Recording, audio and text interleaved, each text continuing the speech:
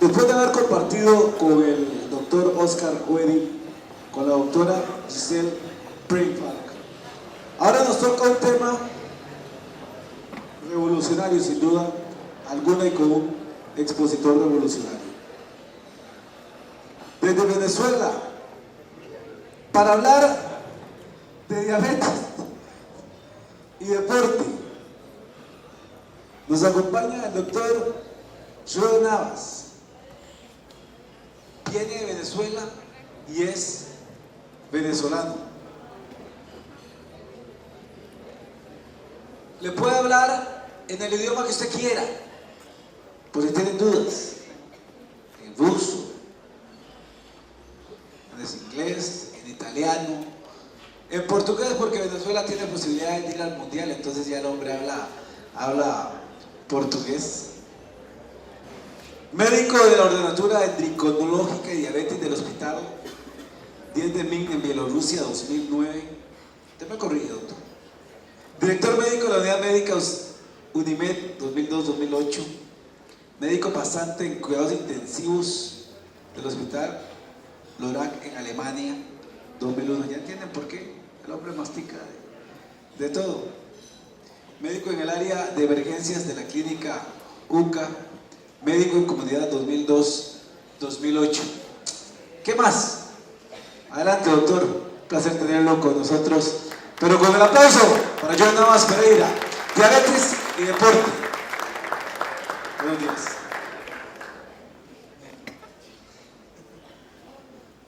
Muy buenos días. Muy agradecido de estar acá y mi primer viaje a Centroamérica, y de verdad hacerlo a Costa Rica me satisface mucho. El agradecimiento al doctor Jimmy Sánchez por la invitación, a todos ustedes que están acá. En realidad nos vemos en tribunales, revelando información que no fue autorizada. Yo voy a hablar sobre diabetes y deportes. En realidad voy a excusarme, ¿no?, de entrada, puesto que no voy a referirme como tal de deportes, porque sería sesgar una información importante y que cada día avanza mucho más. Si yo hablaría de diabetes y deportes, sería reducir a un grupo determinados de pacientes que presentan ya esta patología y los cuales practican un deporte y ya llevan un condicionamiento para ello. Entonces son unas personas que ya están condicionadas con un entrenamiento y una disciplina que los ha condicionado a desarrollar una actividad deportiva. En este caso yo me voy a referir a lo que es diabetes y ejercicios. ¿Le parece? De esta manera vamos a abordar este tema sencillo. La diabetes es una enfermedad, señores, que está atacando a la población de una forma silenciosa y cada día aumenta más en todos los estratos sociales, no solamente en las clases menos poseídas económicamente, que pueden tener una alimentación balanceada, no, sino también en aquellas clases sociales donde pueden adquirir muy bien otros tipos de alimentos. La medicina evolucionista o darwiniana plantea, ¿no?, que las enfermedades no es más que la disparidad que hay con la formación evolutiva de nuestro organismo y el uso que hacemos de ello. ¿Okay? También establece como un dogma zoológico que todo animal debe hacer un gasto energético muscular para conseguir alimentos. Pues nosotros, los seres humanos, y que vivimos en sociedades ahorita llevadas por el estrés, un sinfín de modernidades, obviamente que somos los mamíferos que menos esfuerzo muscular hacemos para gastar energía y para obtener alimentos. ¿Okay? Aparte de que estamos bombardeados 24 horas de alimentos hipercalóricos. Esto, por supuesto, ha conllevado con la sedentación, el sedentarismo, el que esta patología vaya en aumento. Es una patología que conlleva a múltiples consecuencias, que desencadenan en muchísimos casos en fatalidad. ¿Okay? Entonces, la parte que vamos a abordar acá es lo que es el ejercicio y más que todo la prevención para todo el componente poblacional, refiérase a cualquier nivel de estrato social y con nivel de conocimiento técnico. Cuando nosotros hablamos de ejercicio, se nos va a presentar en este tipo de alteración metabólica, endocrina, vamos a tener dos extremos. Lo que es realizar actividades programadas con niños diabéticos, ¿ok? Y luego con personas de la tercera edad, con gerontes. Después, un poquito más adelante, vamos a ver allí una diferencia bien marcada, ¿no? Con respecto al grupo de los gerontes, entre ellos mismos.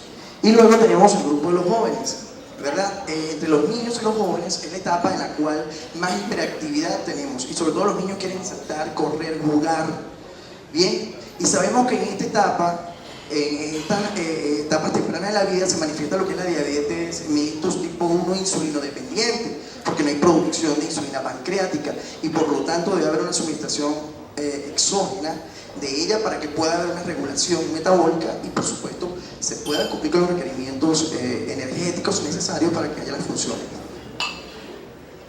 Estos niños, por lo general, y en la experiencia clínica, los niños asumen mucho más y mucho mejor las conductas, ¿no?, entre comillas, terapéuticas, porque van creciendo con esa formación que los adultos cuando son diagnosticados con diabetes tipo 2, ¿ok? Son más transgresores, son más incongruentes a la hora de seguir un patrón terapéutico. Yo le voy a hablar de que existen 3 impactos emocionales de amplísima carga negativa en toda persona diagnosticada diabética, ¿ok?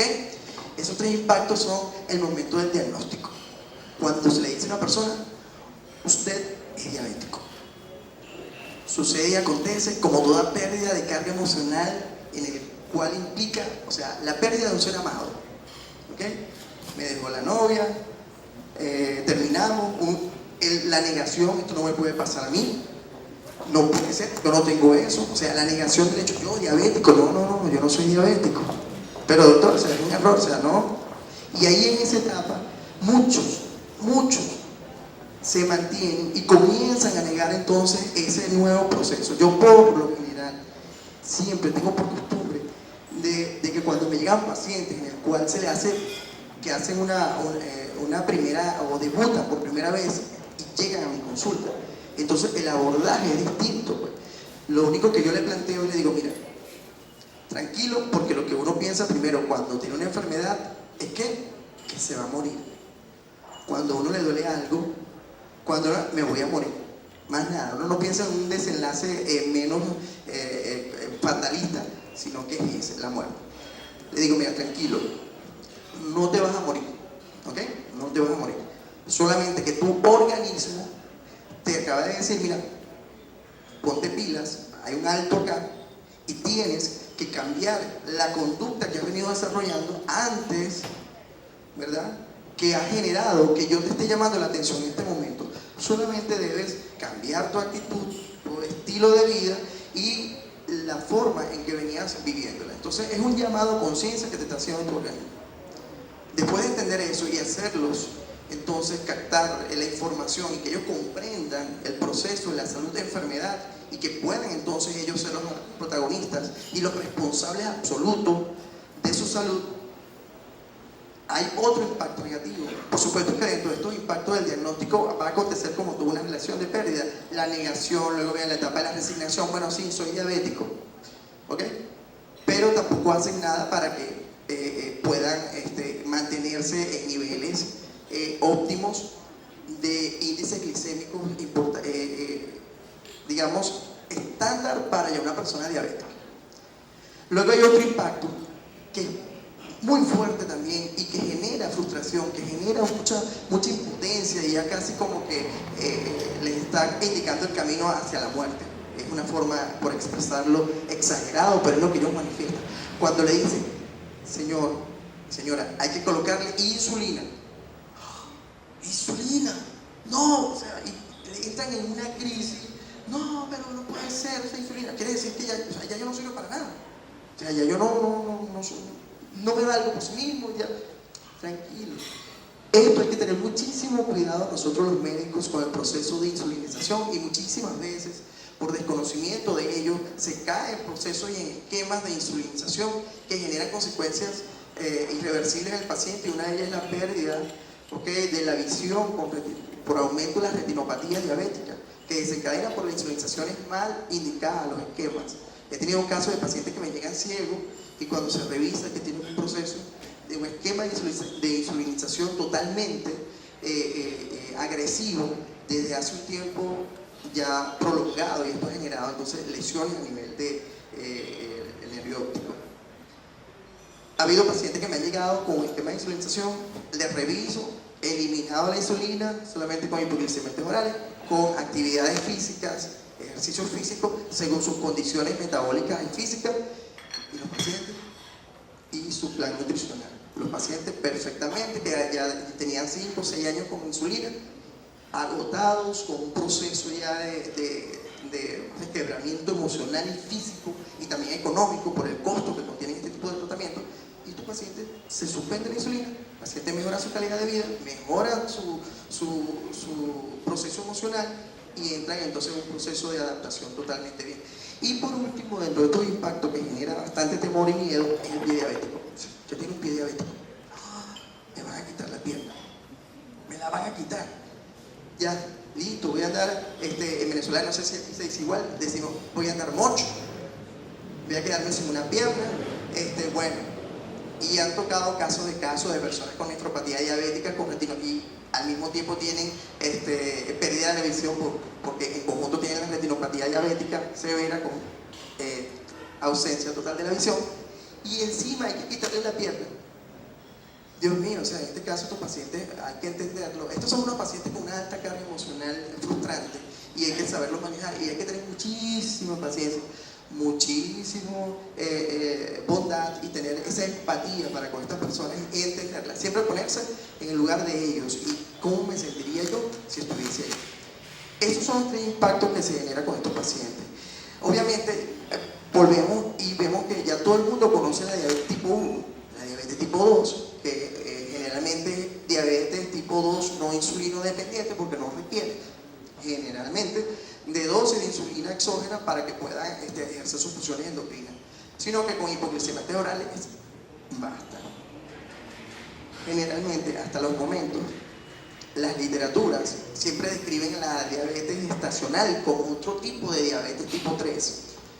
Yo estoy totalmente en desacuerdo, ¿ok? Y para ello hemos venido haciendo un trabajo de investigación y hemos introducido un nuevo diagnóstico que se llama diabetes tipo 3. Ok, ya vamos a ver qué es la diabetes tipo 3. ¿Por qué la diabetes gestacional no puede clasificarse como un tipo de diabetes?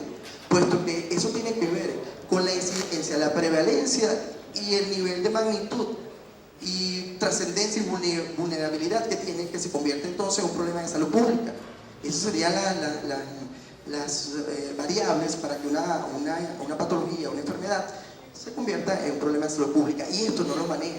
De 100 embarazadas, solamente 1 o 2 que tengan remotamente un antecedente diabético en su familia puede desarrollar una diabetes gestacional. Así que no puede haber una tipificación de una patología que no es manifiesta en toda la población. Podría ser una variante, yo lo tomo como una variante dentro de lo que es las alteraciones hiperglicémicas que suceden en un proceso específico como es la gestación y que no está dada para todas las mujeres, ¿ok? Porque si así fuese, habría una alta incidencia de diabetes gestacional. En este caso vamos a ver qué es la diabetes tipo 3. Resulta que yo he tenido muchísimos pacientes de la tercera edad que comienzan entre ellos, mi mamá una vez se le hace de forma rutinaria un control y le sale la glicemia en 120, y viene la doctora que la vio en ese instante y le dice: usted es diabética, tiene que tomar esto. Y yo, ¿qué es esto? O sea, no, tú no eres diabética. Entonces comienzan a llegar muchísimos pacientes que pasan de la 6ª década de la vida maltratados porque comienzan a recibir hipoglicemiantes orales, donde comienzan a generarle un problema metabólico a estos pacientes con dificultad, con astenia, con todo un sinfín de alteraciones físicas y metabólicas. Estos pacientes no siendo diabéticos, no requiriendo dosis hipoglicemiantes. Entonces, ahí comenzamos a hacer un trabajo. Bueno, vamos a demostrar y vamos a saber qué es esto.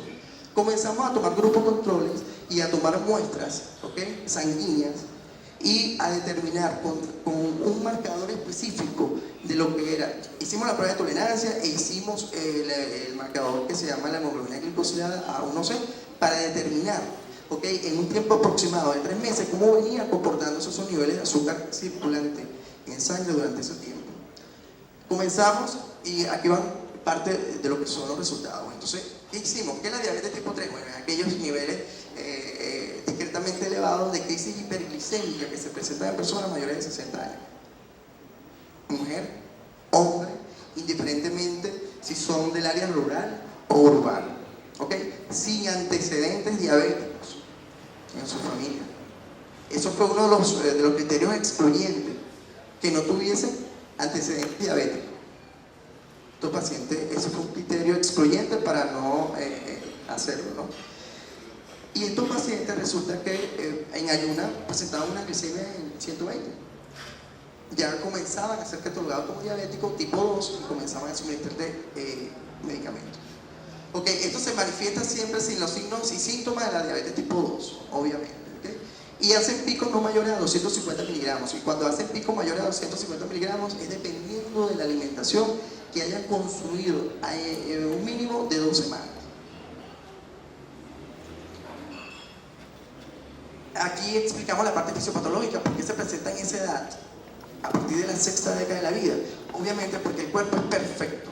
Nosotros tenemos un organismo súper perfecto. Cuando comenzamos a pasar de la 3ª década de la vida, 4ª década de la vida, comienzan a disminuir las funciones hormonales. Pero ya está demostrado, señores, que las funciones hormonales no dependen de la cronología, sino del estilo de vida. Si las personas no hacen ejercicio, obviamente que el cuerpo comienza a decir, pero ¿para qué voy a producir más masa muscular si este no me utiliza? ¿Para qué voy a generar más hormonas si no hay utilización de la misma? ¿Ok? Aumenta entonces el depósito de grasa visceral, esa grasa que se acumula en el hígado y se va haciendo un hígado graso, ¿ok?, y entre los órganos de la cavidad abdominal. Y esto por supuesto va a conllevar a que, señores, comienza entonces un proceso también de pérdida de la densidad ósea, y por supuesto que es allí donde están los receptores periféricos de la insulina. Si todo esto disminuye, comienzan a hacer un proceso de resistencia a la insulina y comienzan a presentar picos elevados de insulina, proceso fisiológico normal, compensatorio normal para esa edad. Es lo que venimos nosotros haciendo con este grupo de diabéticos tipo 3. También quiero decirles algo como información. A mí cuando me llegan los laboratorios de las personas con diabetes, que la creatinina por encima de 1.2, que si la hemoglobina glicosilada por encima de 6, de 7, 8, obviamente porque ya uno lleva un control, una experiencia clínica y uno dice, no, esto está normal, pero tengo la creatinina en 1.2, en 1.5, ya estoy haciendo insuficiencia renal. No, está bien, calma, porque resulta y acontece, no sé si aquí lo habrá, pero los patrones de laboratorio que nosotros tenemos es para personas normales, ¿ok? La hematología es para personas que no tienen una patología, que no es diabética. La glicemia, los rangos de comparación son para personas que no es diabética, ¿sí o no? Se establece un rango normal menor y uno superior como normal, ¿sí o no? Se supone que cuando se pasa de allí, ok, pero cuando ya una persona es diabética, ya su organismo está condicionado a manejar niveles altos de glucosa y fisiológicamente se ha adaptado a esas condiciones. Por lo tanto, nosotros debemos de tener unos niveles comparativos de laboratorio específicamente para diabéticos. Ya allá en Coro, en Venezuela, ya tenemos laboratorios donde ellos dicen hemoglobina glicosilada, pacientes diabéticos mal controlados, con de regular control y excelentemente controlados. Entonces ya uno dice, no, mira, estás muy bien porque tú estás en lo controlado y te salió la hemoglobina glicosilada en 8.5. Entonces es un error que también se corre nosotros los médicos que conocemos esta patología, de querer imponer en los pacientes que tengan una glicemia en 70, en 100, en 90. No, porque entonces viene el fracaso, la frustración de estos pacientes, pero yo siempre tengo una hemoglobina alta. Los pacientes disminuyen a menos de 150, a 100, los niveles de glicemia comienzan a ser infartos silentes. por carencia de glucosa a nivel del músculo cardíaco. ¿Ok? Entonces es importante saber esto. Bueno, ahí está lo de la hemoglobina glicosilada. Cuando le hacemos la hemoglobina glicosilada, estos pacientes, ustedes no lo van a creer, el valor está comprendido entre 6 y 7, o sea, para personas que no son diabéticas. Y cuando se le hace una glicemia capilar, en ayunas, en algún momento la glicemia está por encima de 120. Vamos ahora a entrar en lo que sería la fisiología del ejercicio, pues, para no seguir con lo que es el sesgo con el deporte. Obviamente que tenemos una triada importantísima que va a ser vital. El ejercicio, o sea, la actividad física, la alimentación y el tratamiento. Si uno de esos tres falla, obviamente que no podemos hacer nada. ¿Okay? Debemos de estar conscientes. Y bueno, tenemos aquí los dos tipos de ejercicios que se realizan, ¿no? Aeróbicos y anaeróbicos. En este caso, cuando se hacen ejercicios aeróbicos, vamos a consumir grasas y carbohidratos, es lo que más se va a consumir. ¿Okay? Y eso va a tener una especificación dependiendo de las condiciones físicas del paciente. Pues. En este caso estoy hablando no solamente para los pacientes tipo 1, diabéticos tipo 1, sino para los pacientes tipo 2. Y los anaeróbicos, donde se consumen más que todo carbohidratos, ¿no? Y bueno, en este tipo de ejercicio anaeróbico, por supuesto que hay más generación de lactato, se produce mucho más dolor, pero están viendo de mayores picos de encefalina y endorfina se generan para contrarrestar el dolor que produce y entonces generarlos el placer, pues, de lo que es la relajación de estos dolores. ¿Okay? Ahí, como ustedes pueden observar, yo no se los voy a describir porque perfectamente lo están leyendo, esos serían los ejercicios indicados, ¿no? Para cada caso.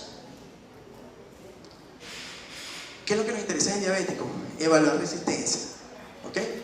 Eso nos interesa mucho, la capacidad de resistencia que tienen estos pacientes, tanto en diabetes tipo 1 como en diabetes tipo 2.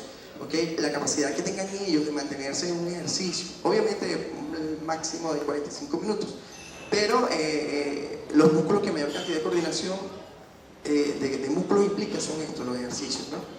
Y eso es lo que nosotros debemos estar pendientes con los pacientes diabéticos.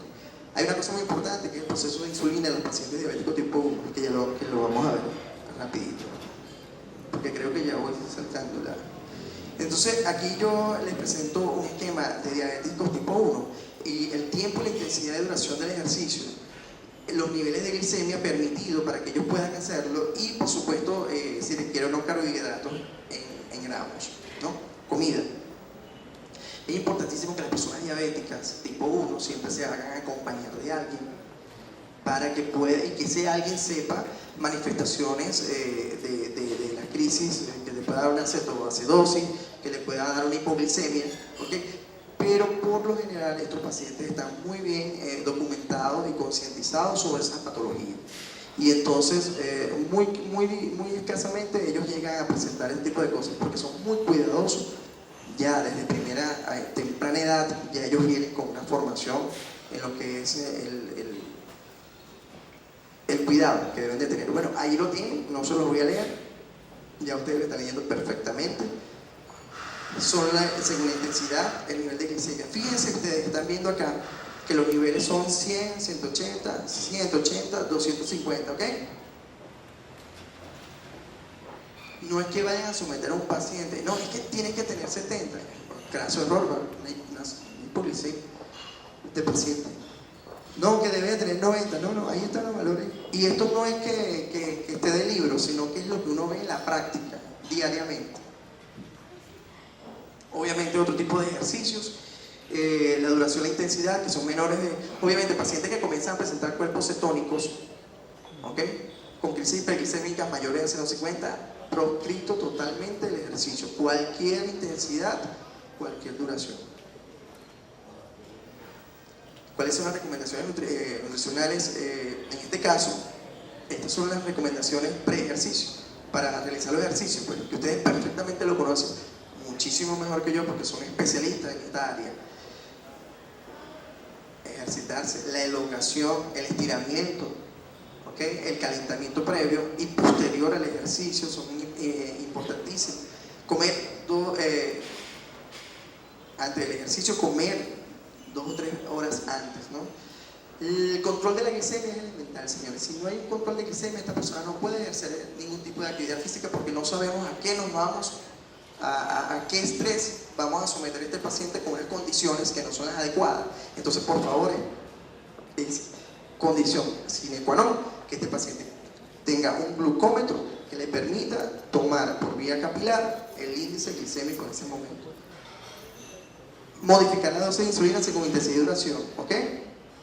Comer un aperitivo de 30 minutos antes. Los beneficios con el ejercicio, la actividad física, aquí está. No se lo voy a leer porque el tiempo ya estoy sobre ello. Hemos visto también con los anteriores ponentes cómo ciertos ejercicios son beneficiosos, algunos no, pero otros sí. En la diabetes tipo 2, estos son pacientes que tienen malas condiciones físicas, ¿no? Porque son pacientes sedentarios que tienen problemas de sarcopenia por la pérdida de masa muscular que se da con la edad, pacientes que tienen poca tolerancia a la resistencia, ¿ok? Y esto lleva entonces a un control mucho más riguroso de observación y prescripción de ejercicios adaptados. Y esto va también condicionado o determinado por las patologías de base que estas personas presentan. Y de acuerdo a ello, nosotros debemos entonces indicar el ejercicio más indicado, más apropiado, perdón. También debe haber durante el ejercicio un monitoreo glicémico, por lo menos cada 30 minutos, aunque no es condición sine qua non. Por lo general estos pacientes no hacen actividades físicas más o menos 45 minutos, porque muchos tienen cardiopatías, tienen nefropatías, ¿okay? Retinopatías, entonces son muy reducidos en la intensidad de los ejercicios. Y posteriormente al ejercicio, bueno, medir nuevamente la glicemia, hacer la ingesta cada 2 o 3 horas para reponer el glucógeno. Y bueno, ya lo que le dije, de acuerdo a las neuropatías también, las alteraciones que presenten, las neuroartropatías a nivel de miembro periférico, de pie, tenemos que indicar entonces ejercicio que no implique pie, ¿ok? Paciente con enfermedad de Charcot, paciente con lesión, la diabetes, como en la próxima ponencia, condiciona lesiones de los tendones. Bueno, muchísimas gracias. Espero que haya estado en el tiempo justo. Muchas gracias. Gracias a usted, doctor. Pero el doctor todavía no se va, porque la ponencia que sigue es de él. Pero sí, doctor, hay sorpresas. Pero antes de entrar con la otra, abrimos un espacio de preguntas. Oye, para ti, micrófono en mano, por si hay consultas específicas de este tema, porque después va a venir con el otro tema, como lo hemos hecho, uno a la vez. A usted le tocaba siempre hacer la primera pregunta, así que...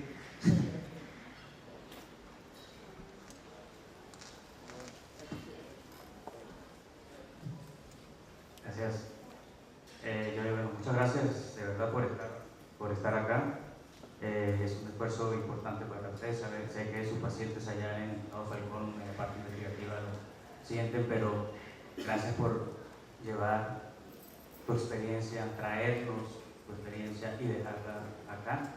Y no solamente hoy, sino en el taller que mañana vamos a tener. Me llama la atención ese dato de laboratorio, porque es interesante como clínico general, yo no soy especialista en la materia, llega un paciente con esos datos y para mí, evidentemente, inicialmente es diabético, ¿verdad?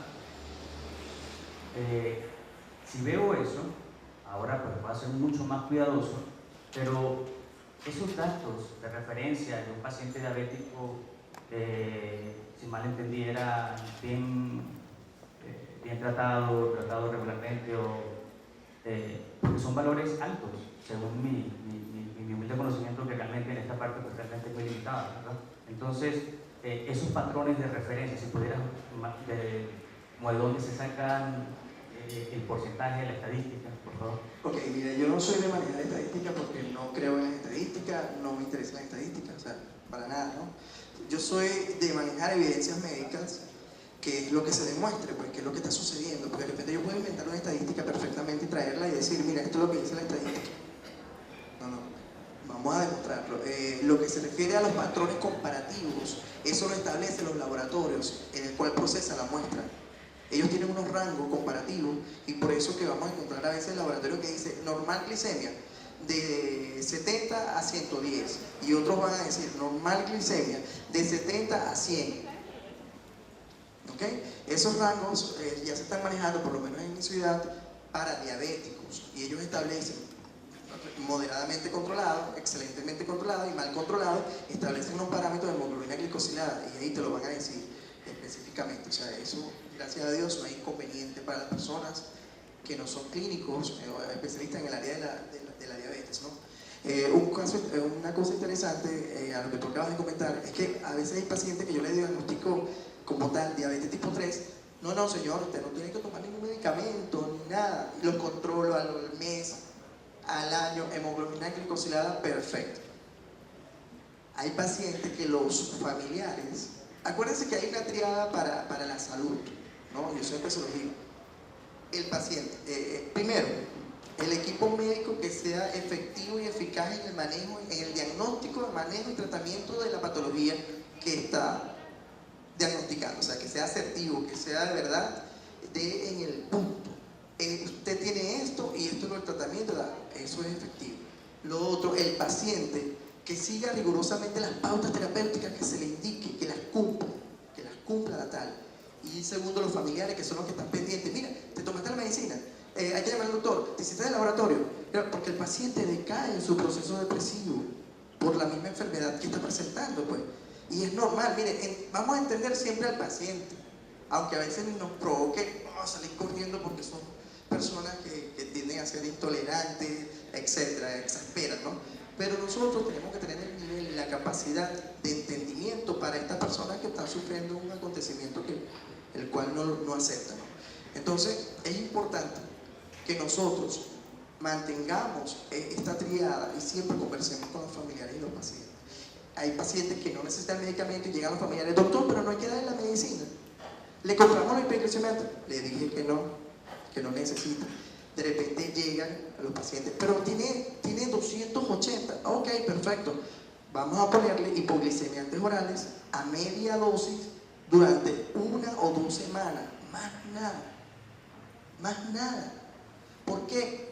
Porque eso depende de la alimentación. ¿Y qué ha estado comiendo? Si yo le dije que no comiera esto, mire, que eso se va a hablar mañana. Lo que está matando a la población mundial, y lo voy a decir de una forma responsable, es el gluten. El gluten es una proteína que se encuentra contenida en el trigo, la cebada y el centeno, y tiene un alto índice glicémico, permanece más de 36 horas en el organismo para romperse, y eso va a mantener pico elevado de glucosa, y eso se va a convertir en depósitos grasos, en triglicéridos, y comienza a hacer todo ese tipo de cosas. Entonces, no es que hay que execrarlo, ni que vengan los panaderos a matarme, ¿no? Yo siempre me cuido, no vaya a haber un panadero por aquí. Pero es importante aclarar que el trigo es bueno, la cebada y el centeno, pero le digo al paciente, si usted va a comer 2 panes o un pan, está bien, pero me camina 2 horas después. Es que entonces ven como que muy descabellado, ¿no? Que después de comerse, entonces no lo comen. He optado por decirle a pacientes que son fanáticos del pan, porque la población ahorita, sobre todo en Venezuela, no sé acá, nosotros allá consumimos otras variantes de carbohidratos como el arepa, nuestro plato principal. Pero entonces la población tiene la creencia de que no, la arepa engorda. Yo voy a comer el pan, entonces pan en la cena y el desayuno y el almuerzo. Si usted se come un pan o 2 pancitos en la mañana, luego en el desayuno almuerza con pan, cena con pan, ¿qué tiempo le está dando a su organismo para que pueda absorber ese gluten y lo pueda procesar perfectamente bien? Ninguno. Y si lo hacemos todos los días de la vida, ¿qué estamos haciendo? Entonces comienza este tipo de alteraciones que están presentando la población mundial. La obesidad, la diabetes, que es una consecuencia también. Ojo, no toda persona obesa es un enfermo, ¿okay? También hay delgados metabólicamente enfermos, ¿okay? Entonces, tampoco es que las cosas son así tal cual, pero sí hay una mayor proporción o deferencia hacia este tipo de personas. Buenos días, doctor. Lo felicito por su exposición. Yo soy diabético. Más o menos hace 4 o 5 años se me diagnosticó, a pesar de que soy profesor de educación física, pues apareció por ahí, ¿verdad? El choque fue muy fuerte realmente y todavía a veces me cuesta asimilarlo. Lucho con las glicemias, con la glicosilada también. Mi pregunta es la siguiente, bueno, los doctores me pusieron insulina. Yo trato ahora de trabajar la actividad física tal vez unas 3 veces por semana. De un tiempo para acá he estado más insistiendo con la actividad física y he tenido varias hipoglicemias en la mañana, principalmente en la madrugada. Yo siento, ¿verdad?, los cambios. Lo que yo quiero decir es, al yo empezar una nueva actividad física, así sea solo 1 hora, 3 veces por semana, ya los niveles de insulina deben ser menos, porque ya, digamos, el cuerpo ya se está adaptando a la actividad física y eso perdura. Mira, primero, ¿qué tipo de insulina recibes? ¿Perdón? ¿Qué insulina recibes? ¿De acción lenta, prolongada, bien menos prolongada? Sí, ajá. ¿De ese tipo lactus? Sí, señor. Perfecto. No sé tu caso, con todo el respeto a mis colegas de acá, yo estoy consciente de que son excelentes médicos también, pero habría que revisar, ¿no?, si amerita seguir con el tratamiento de insulina o no, cómo está el esquema insulínico que se te ha indicado. Resulta que esos cambios que tú notas en la madrugada, tenemos que se llama digamos, hay una crisis hiperglicémica que comienza a partir de las 3 de la madrugada, cuando comienza el hígado a liberar glucógeno, porque es el estado basal de mantenimiento. Y ahí van a estar elevadas, que se diferencia con la crisis hiperglicémica que se presenta en las mañanas, que tú te levantas y sientes que la hemoglobina la glicemia está elevada. Si dices, oye, pero si tengo la hemoglobina alta, bueno, la glicemia, perdón. Claro, eso se llama hiperglicemia de alba, ¿no? Por los niveles elevados del cortisol. Y van a estar elevados en las mañanas. En este caso, si tú haces ejercicio en la mañana y la dosis de insulina, hay que ver cuándo se coloca. ¿Cuándo tú te colocas la insulina? ¿En la mañana o en la noche? ¿O qué hora? ¿Cuántas horas? ¿Cuántas unidades? 30 unidades, es mucha insulina. Por eso te da la crisis de hiperglicemia. Aparte de eso, ¿estás recibiendo algún hipoglucemiante? Metformina de 500, ¿cuántas veces? 2. ¿Almuerzo o cena? La insulina te la colocas prepandrial, antes de comer o después. Antes de comer, sí, claro. ¿Cuánto tiempo antes? Sí. Obviamente, primero la dosis es muy alta. La dosis es muy alta y eso te genera esa crisis. En la mañana comenzamos con una elevación de niveles glicémicos por el cortisol que produce gliconogénesis, y esto circulando. Si tú comienzas a hacer ejercicio en la mañana, que es indicado, y te colocas insulina, comienzas a hacer una hipoglicemia. ¿Por qué? Porque esto va a llevar a que haya mayor captación de glucosa por el músculo, ¿ok? Y comiences a hacer esos estados de hipoglicemia. Simplemente, si vas a hacer ejercicio por la mañana, no te inyectes en la mañana, ¿ok? Aunque la insulina vaya haciendo sus picos en un máximo de 24 horas. La indicación de la insulina siempre, en este caso, está bien en la mañana. Muchos lo indican en la noche. Yo siempre le mando a los pacientes a hacer un mapa glicémico, ¿ok?, donde comienza a determinadas horas del día, por 4 días, a tomarse los controles glicémicos, y este mapa me va a indicar a mí cuáles son sus variables. ¿Cómo tratamos a los pacientes diabéticos? Como un individuo, como una unidad, no como todo un conjunto. O sea, es un ser humano que responde diferente a como respondo yo. Lo que es bueno para mí podría ser fatal para ti. Entonces, desde este punto de vista debemos de tratar al paciente. O sea, ver a dosis respuesta. Yo trabajo a dosis respuesta, siempre. ¿Qué es lo que le está el paciente respondiendo a ese tratamiento que yo estoy indicando? ¿Ok? Y así he venido desarrollando la práctica clínica de un proceso de investigación para ver hasta cuándo, porque muchísimas veces, mire, dependiendo de la cosmovisión del mundo que tengamos, se van a manifestar las enfermedades, somatizamos. Dependiendo de la culturalidad que tengamos, de la etnia, de las creencias, ¿ok?, de nuestro nivel de conocimiento académico, vamos a tener la enfermedad. Entonces, todas esas variables biopsicosociales hay que tomarla en cuenta para poder ser un buen tratamiento y una buena terapéutica. Ojalá en cualquier momento podríamos contactar y bueno, en lo que podría ayudar. Muchísimas gracias. Oye, ya otra última pregunta antes de entrar a la siguiente exposición.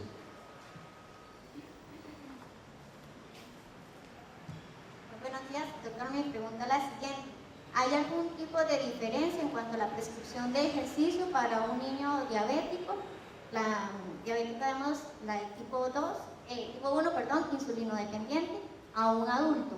¿Se maneja digamos, una prescripción estándar o hay alguna diferencia? No, ya yo por lo menos acabo de referirme al paciente, que al señor, el amigo, de que se tiene que tratar la individualidad, ¿ok? Obviamente los niños tienen unas necesidades distintas al adulto y hay que entender la capacidad y la energía que tiene el niño para realizar actividades físicas. Entonces, de acuerdo a eso, la dosificación de insulina, ¿ok? Si es antes o después del ejercicio, el tipo de alimentación que hay que darle al niño y qué actividad indicada se debe hacer. Entonces, esto hay que tener mucho control con los niños. Las actividades lúdicas, ¿verdad? Que no vaya a exponerlo a una crisis cetoacidósica o una hipoglicemia, son indicadas, ¿no? Los niños, el nivel, la intensidad, la capacidad de resistencia que tengan estos niños con ciertas actividades. Entonces debemos ser un poquito restrictivos, sobre todo en las primeras etapas de la vida, que el niño no tiene conciencia, ¿ok?, de lo que está viviendo. Ya cuando comienza a ser en la etapa de escolar, ya son un poco más conscientes, ya están más concientizados con el proceso de la enfermedad.